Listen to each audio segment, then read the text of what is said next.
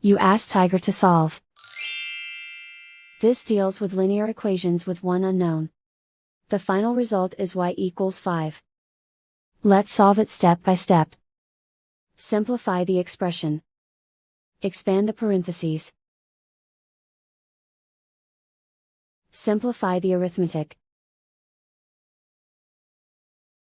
Group like terms.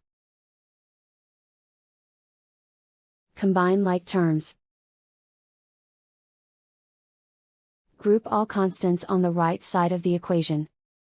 Subtract 28 from both sides. Simplify the arithmetic.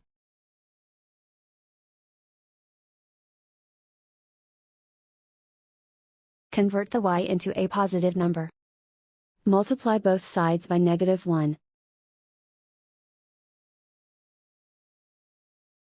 Remove the ones. Simplify the arithmetic. And so the final result is y equals 5.